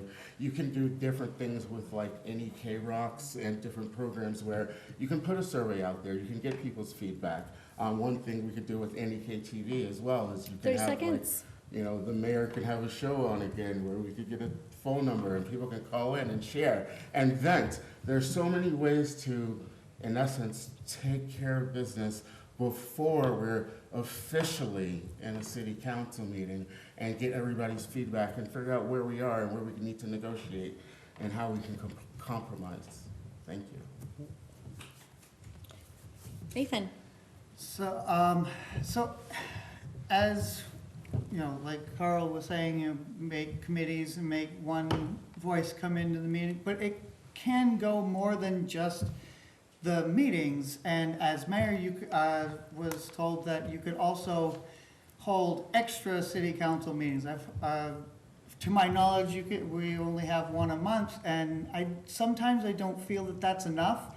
And if there's enough agendas of grave importance that, come to, my desk, which apparently we don't have, and, prioritize and even call an extra meeting. And there's a lot of people out there that don't know when or, where these meetings are, and they want to be involved, and just maybe even putting it on the radio or in the paper better, and with the social media, that, cover all bases so more people can show up at the meetings and get their voices heard. And I also agree, 2 minutes is, you could say a lot in 2 minutes, but it may not always be enough, depending on how important it is, and everyone's opinion should be heard. Even the smallest of ideas could turn into something great. And, you 30 just seconds. need someone to help, nurture it and get the ball rolling. And if it is agreed upon that it is a very good idea, we get it moving, get it done. All right. Beth? So I think I misunderstood his question. I thought his question was, how could a citizen get an agenda item on the city council agenda? Okay. Was that the question? Thank you. That is a very short answer. Email me, talk to me, and state your case. Tell me why it's important to you. Thank you. All right, any other questions? Sorry, the man in the blue Sorry. flannel. Yeah, although I'm not a Newport resident, I realize the vast importance of Newport for the whole NEK. And if you followed my platform at all in my 3 runs for the Senate, a big portion of that was transportation. Because I don't think there's a company in this world that's gonna move to an area like we have here unless you can tell them they're gonna be able to get out of it, or they're gonna be able to get their goods and services to it. We've got a railroad here that doesn't do anything. We have a bus capability that we don't have access to. What are the things that you would really jump on as far as transportation goes to entice businesses in showing them that we have a facility for them to get their goods and services and their employees back? So you're asking what they would do as mayor to help build the transportation system? Yes. Okay. Rod? Excellent. Building on what I, said earlier, there are different ways that we can work with the current systems that are in place, namely RCT, and get them to expand, maybe some of their routes. And depending on how the funding is and getting into all the minutia that's associated with that, if there's, I believe if there's patrons, they'll increase their ridership. And as long as they're making money, we can expand the system like that.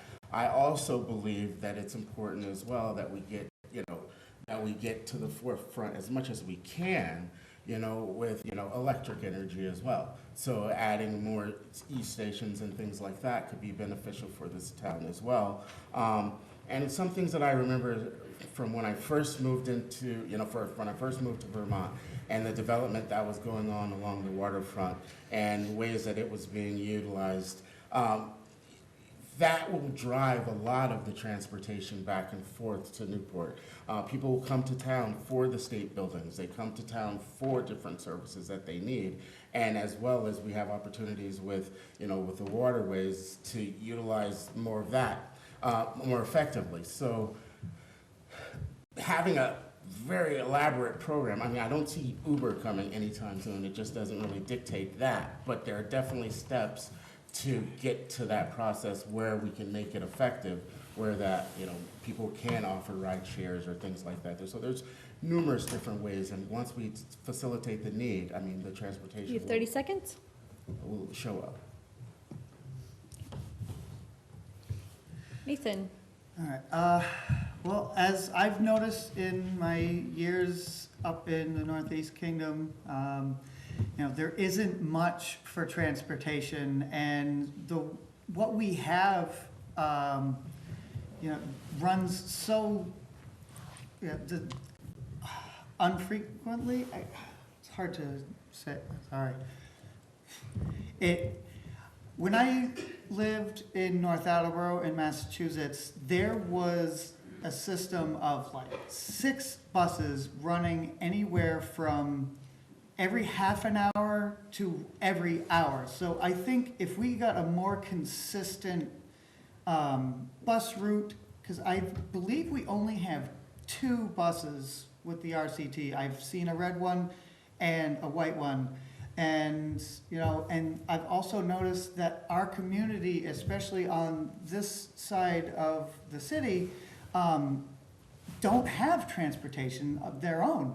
I see a lot of people walking, bike riding, which is great.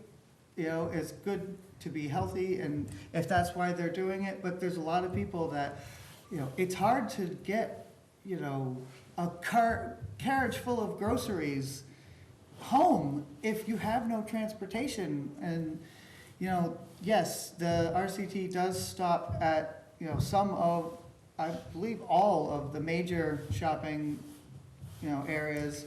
30 seconds? But, it's more than just that. What if we bring you to, the high school, or, some, larger routes can help, but it comes to the need for and funding to have more transportation, and not only that, the schools have a major transportation issue. My school over here, there's 3 bus drivers, but one is a volunteer firefighter, and he's constantly missing his route, unfortunately. But Please finish your thought. yeah, Okay, cool. so. Oh, sorry, it does not want to turn off. Beth? So I understood the question differently. I understood the question, how would we move goods and services or commerce? To move product, or was it people? How would we show businesses that we're serious about them coming here Okay. if we don't have transportation? Okay. Well, we can have transportation. For businesses who need to ship. We already know that 90 trucks every day, 5 days a week, come to the dump. So we know that it is possible to have transportation up here. There are a couple pilot projects right now which are really interesting in central and southern Vermont. One, they're state and federally funded, and they are pilot projects, but they're I guess you could explain them as a van Uber, you call them, and they come pick you up. They're meeting with with really positive results. And this is what we were talking about before. The answers aren't always, in fact, very seldom are the answers going to be right here in Newport. The answers are going to be out there. We're going to look to other people who are doing things and innovating and see what's working for them and see how we can make it work for us. There is another program in central Vermont that they are piloting, and that is using school, and I know this is going to really be controversial, but they're using school buses that are already on established routes to help move other people in and around town. 30 seconds. That is just so innovative to me. We've got the school bus system, and we've got a very, very huge service area that we need to move people around. We have school buses going to Island Pond, coming into Jay, coming into Newport every day. They're trying it in central Vermont.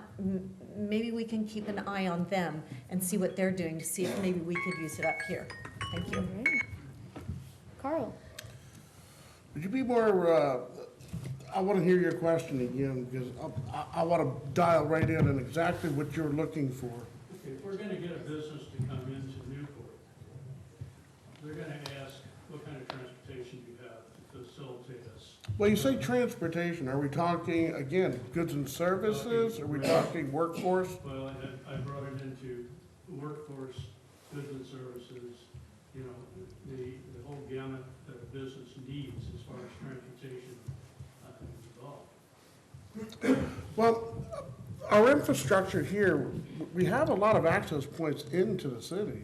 I don't know where on Main Street you think we're gonna have a lot of big truck industry. I don't know if that's what you're looking for, the answer you're looking for. Well, kind of, Carl, so to like kind of stay on top of where everybody else kind of answered too, is how could you bring transportation in? We need transportation for businesses, for employees, for goods and services. So how could we address the transportation issue here, which makes it more attractive to people moving and to business? Well, certainly, again, as RCT was mentioned, they do have routes and rides that they certainly can only go on certain timeframes. Most people with jobs normally have cars, so again, I want to say that our car infrastructure, we do have routes in and out of the city. We all got here, it was snowing, so we got in and out. I mean, we're hopefully we get out. I don't really know how to really exactly answer that question.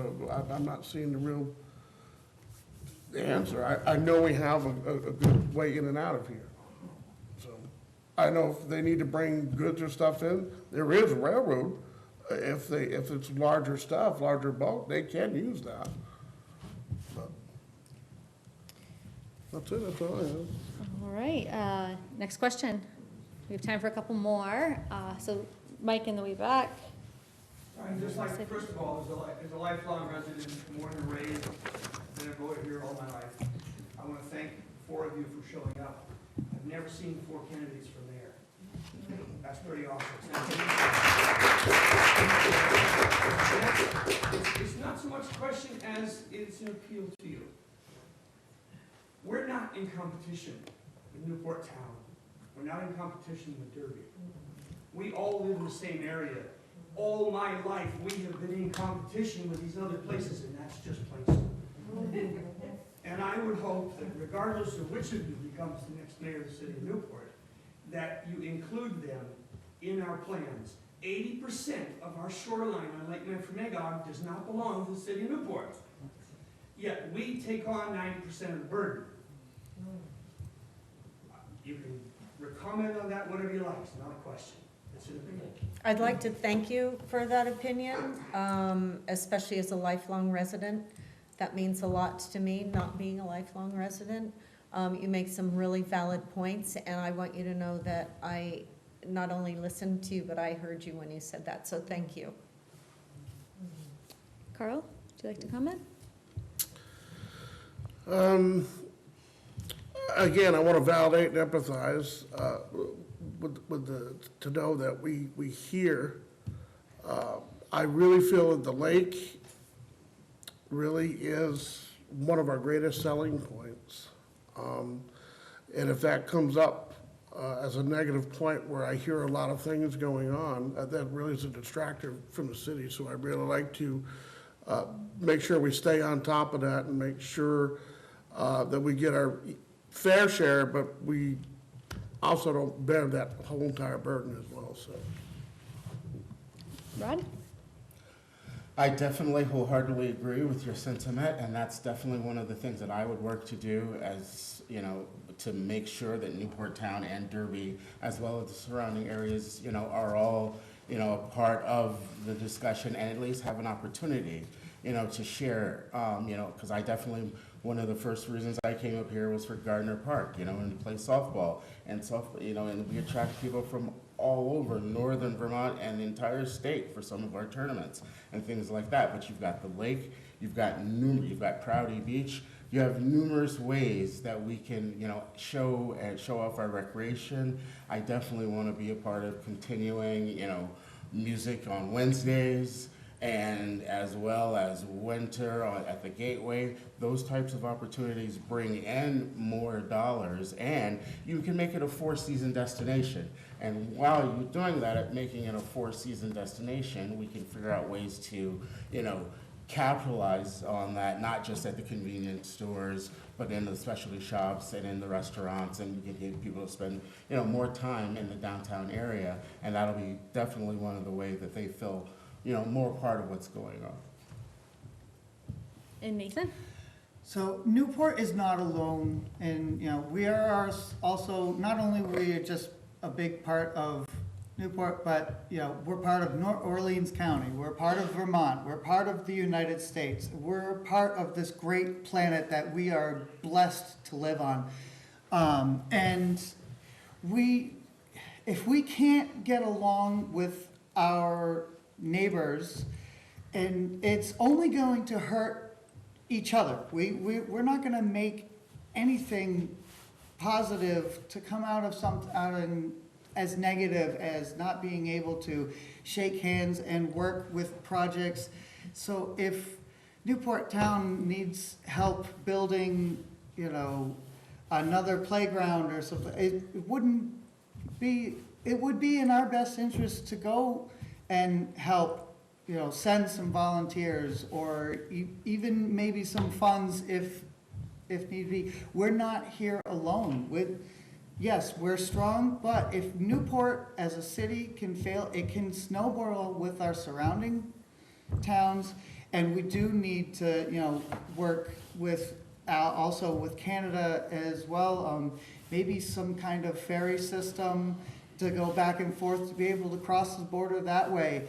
I mean, the possibilities are endless, and if we just reach out to the other communities, we will get a lot of help inward to help us rebuild, because it doesn't just affect us in Newport, it affects all our surrounding areas. Any more questions? This woman in the back with glasses. Yes, and the earrings, yes. Thank you, Mike, for saying that, as a Derby girl. My whole life living here in this community. I wanted to thank you for asking that question and clarifying the hierarchy within the council. Being individuals, having our own opinions and our own strengths and weaknesses, how would each of you handle or deal with discontent within the council? So say you disagree with, is your stance more the 12th juror, or are you going to cave with the other? Just. So your question is, how would each individual deal with conflict within the council? Yes. Okay. I'm going to start with Nathan. Okay. Well, I have heard some very aggressive stories about what goes on at the council's meetings, to the point of people being removed by force, unfortunately, or even getting aggressive with the security there. You know, we should not have to come in with aggressiveness there's no need for that, because the more aggressive you are, the less you're going to be heard. You could have the greatest point or idea on the planet, if you're trying to jam that idea down people's throats and change everybody's mind and say my way or the highway, it's not going to work. You know, and there's going to be people going to disagree with you, and there's going to be people on your side. You know, we can't please everybody, and unfortunately, it takes only one bad egg to ruin your egg salad. We come in, make your point, stay and be as calm and collected, and we will sit and listen, and the community around you also will sit and listen to try and help with it. You just 30 can't be seconds. aggressive. It needs.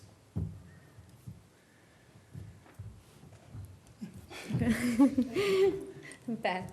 Thank you. I have been in a couple of city council meetings, perhaps more where tensions have run high. It's normal. Again, we're adults. Everybody has their own tipping point. Everyone has their own threshold. Some people become agitated sooner than others. Some people don't become agitated at all. It's not, I don't see it as us and them, or I see it as us. It comes back to we're adults, everybody. We are adults. If there is a problem, what is the best way forward when you have a problem? I mean, back in the day when we were in junior high, we may be angry and we might shun someone, but we're adults. This is where we sit down at the table, and of course it's the metaphorical table, you know, it's the real table or the metaphor. I don't care, whatever you want. But we come together and we act like adults. That, you know, I can't expand on it much more than that. We come together and we act like adults. Yeah. Thank you. Carl. It's a forum that requires us to use professionalism because we are representing the people. And most times, people that are watching or filming. We are human. We don't always get along. It's not always about rainbows and butterflies. Sometimes it's about compromise. That's a lyric in a song, actually, that moves us along. We shouldn't really have a council that really disagrees on a whole bunch. We should really be on the same sheet of music, looking for the best interest of Newport.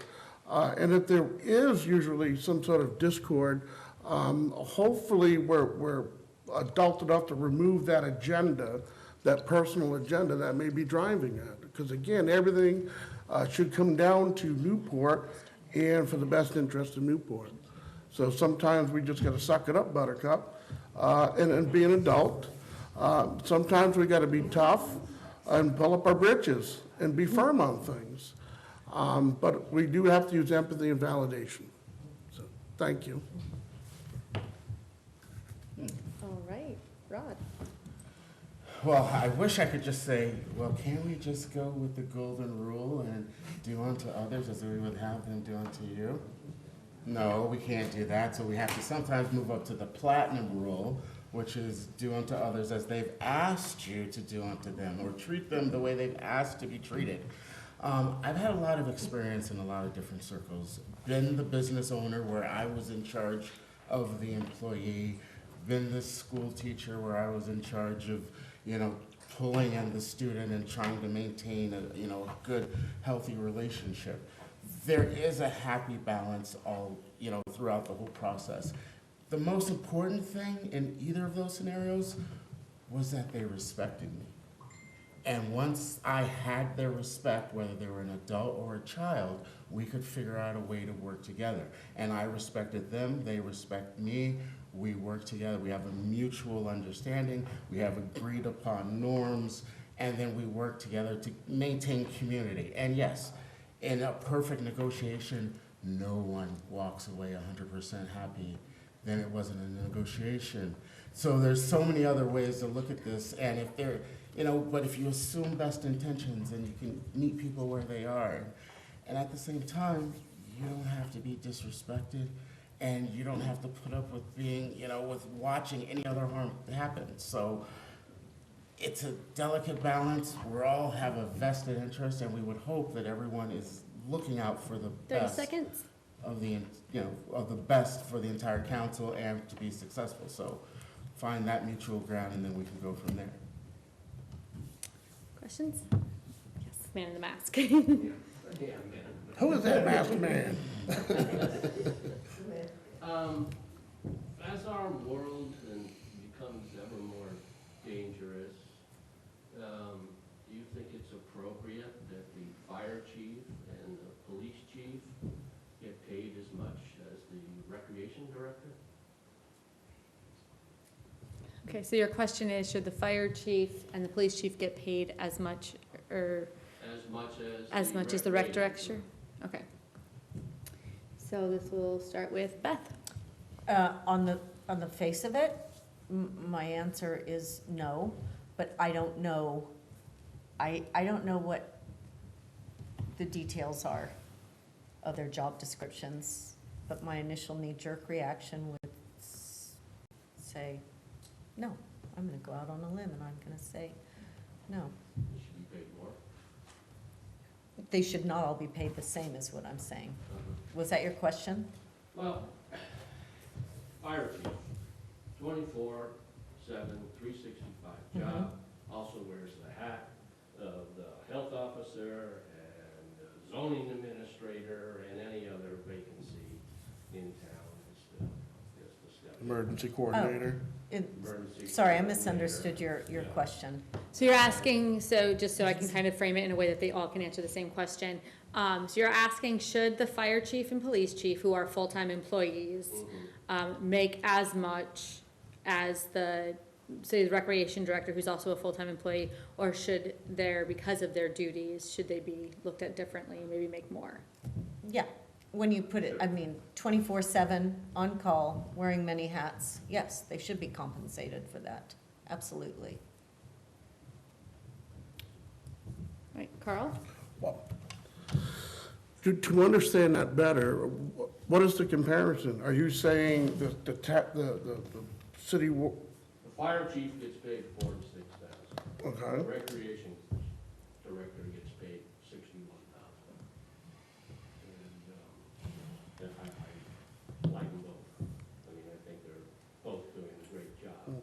But it just seems in the contentious, as contentious as our world is getting, that the police chief and the fire chief are, deserve to be paid as much as our recreation director. I did not know, I would believe that they would be paid more. I would say because of the hats they put on. Where the recreation, there's a lot of things going on in recreation, but they do get a little bit of time to go home and sleep and not worry about things. They don't have to worry about when the next shovelful is coming, where police and fire have to plan for the next day and the other people that they're responsible for, plus the whole community. So I would believe it would be compensatory to, one, their experience, the position, of course, as you mentioned, the many hats that they would wear. So. All right, Rod? Well, first of all, I don't usually like to discuss another person's money or funds, in this type of setting.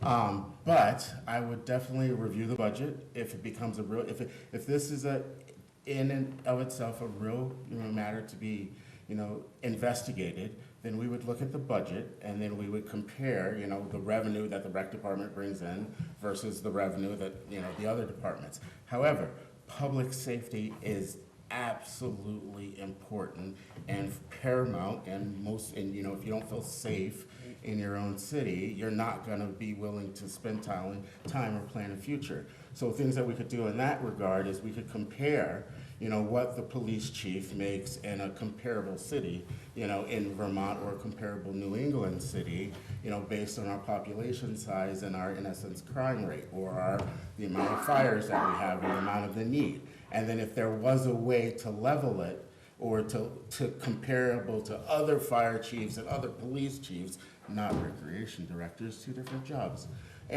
But meanwhile, make sure that everybody understands that, public safety is the city council and the mayor's, priority. I think we could, reach, a very, happy medium. And maybe it's, increased revenue, but maybe we can figure out ways to get more volunteers or more police, or there's numerous ways that we can address an issue like that in equity. All right, Nathan? So I believe that with the job of police chief and fire chief, because they're laying their lives on the line, when they do go out and patrol or put out a fire, they're not only just trying to lay their own lives on but they're also protecting families. I mean, the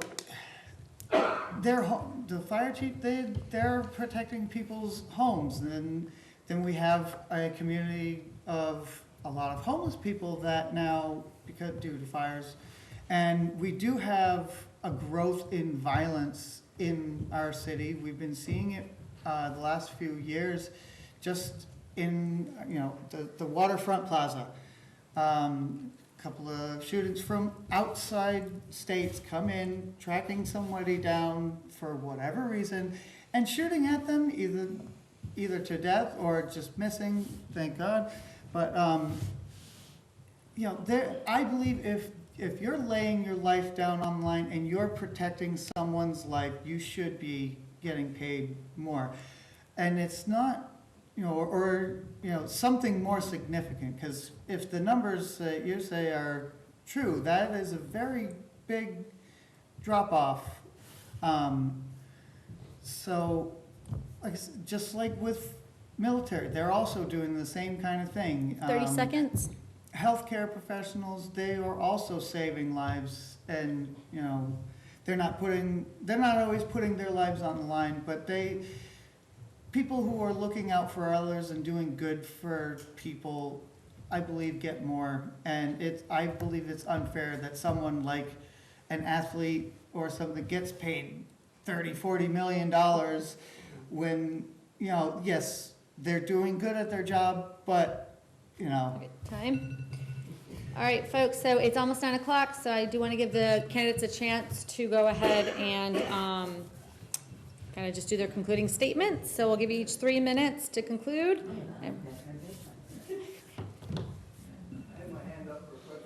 Oh, I'm sorry, I did not see you. I mean, how many more people have questions? 1 second. How many people have questions left? We have one? I'd like to make a comment. Okay, so we have one comment, we have a question. Is there anybody else with questions? Okay, so I think we can actually get that in then. Okay, so James? Sorry, couldn't see us. Sorry, I can't make this. I've got a question, kind of a comment, a question in a different vein.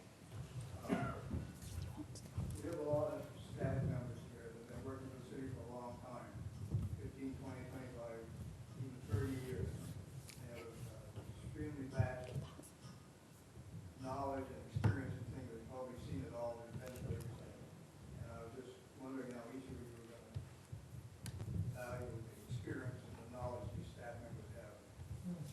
So you want to know how each of them would value and acknowledge the experience of the staff members that already are there. The concern of the staff people, there is no mayor, is a kind of concern of staff. Yeah, I'll take that up. Yes, Carl, you'd be next in line. You bring up a very good point. I kind of alluded to that earlier about the value of the people who've already in place, who've already have the experience and the knowledge. A lot of people believe it. A lot of the jobs require 2 years and then to get out of office. And a lot of times it takes more than 2 years to really establish a real good format to help the city proceed on into the future. And that takes a lot of experience. And like you said, a lot of the city workers and staff that have that years of knowledge and experience, it's going to be a wealth for someone new coming in to quickly advance the knowledge on Newport, its city doings, its future and its potential. And the knowledge of where we came from is that much more important too, as to where we're going. So, You good? Rod? As I shared earlier as well, and as I'm pretty sure most of everybody in this room can tell, I'm a very extroverted and outgoing person, and I'm used to being the odd person in the room and the person that doesn't necessarily fit in. So I've worked very hard over the years of making friends and being inviting, and that's kind of how I wanted to approach the entire program and everyone in the staff. It's like taking the time, getting to know them, asking them the questions that they ask themselves every day when they put in their 40 hours a week in the buildings. Where can we improve? What do you think some of the shortfalls are? And if you could do one thing, what would you do? And then actually listening and being engaged, and then collecting that data and information and bringing it back to the city council, and making sure that it doesn't get swept away, and then literally honoring their time and their commitment, whether it's 10, 15, 20, 30 years. I mean, that is where you can find, the future is learning from the past and the stories and, the stops and starts that there might have been, and helping those people and working with them to, bridge a better future. So that's kind of where I'm gonna go about it, and I definitely don't think anybody has a question about how I would go about it, because I would just make the time to sit there, to know every single person individually and connect with them on whatever level. And even at that time, guess what? It's not about me at that time, it's about them, because, if they're happy to come to work, then the city runs better, and then that shows in so many other areas. All right, Nathan? So I've had plenty of jobs, and I've been there seeing where people with some of the most experience and years have actually gotten swept under the rug, and they need to be valued, because without their experience they wouldn't be able to train the newcomers, because everybody's time is limited. So eventually the person with the most experience has to pass on that knowledge, and a lot of times they don't get that opportunity. And I've seen people who are brand new with no experience and very little education have gone and been able to push above, been pushed above the people who've been dedicating their life from, I've been here since the store opened, and how do I not, get the job? And sometimes it's a very, oh, well, I know this person, I've known him since he was in diapers, so that's what, and that's not fair. The person with the most experience and the most knowledge should be valued the most. And I really, I've had that happen to me before. I've been at companies where I've had the most experience and knowledge and background, and I still wasn't chosen. 3 seconds. So it's good to have those people, and they need to pass on their knowledge when their time comes to leave whatever business they're in, and it needs to be passed on to the right person. And just because the person, it's not just experience, it's what you do with your experience. Finish your statement, please. Yeah, so I hope I answered your question properly. And Beth? That was a great question, actually. Thanks for bringing that up. Over the years, I have turned to many city employees, yourself included, many times, and I always appreciate the way I'm met with kindness and action. So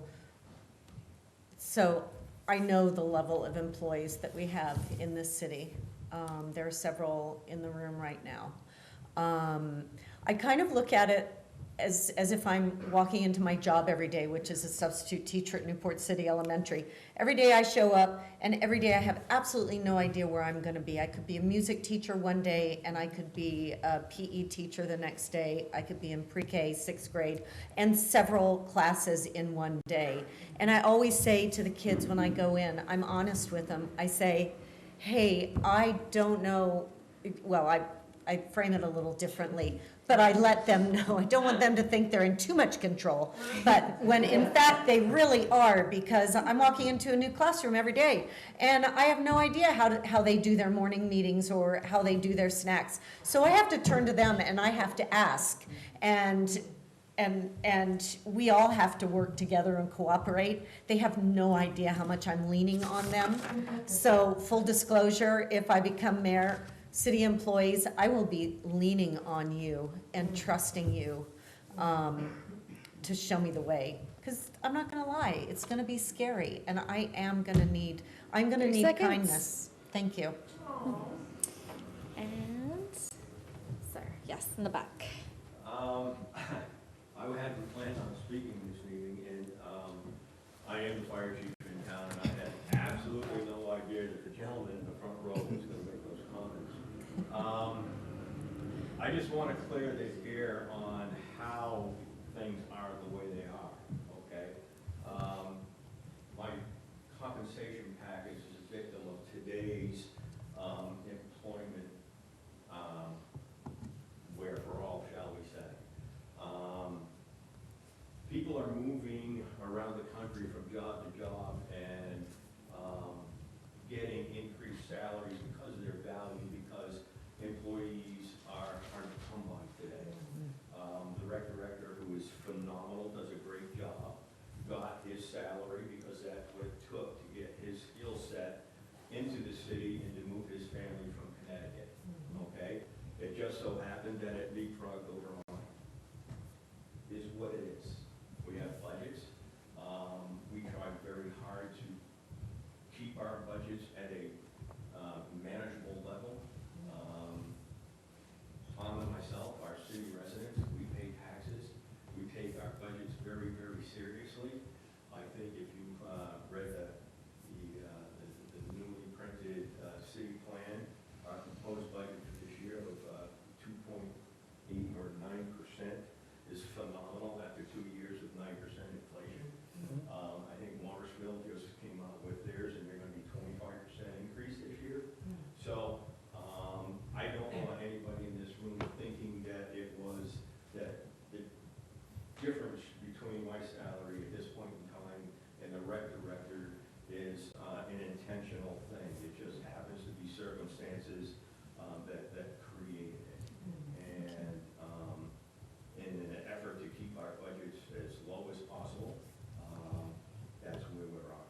So I don't want anybody thinking that there's anything meant by that. Thank you for that clarification, Chief. All right, well, thank you, folks. Thank all of you for coming. Thank all of you folks for being here and running. Without you, we really wouldn't have city government. So thank you all for being here in the snowy evening.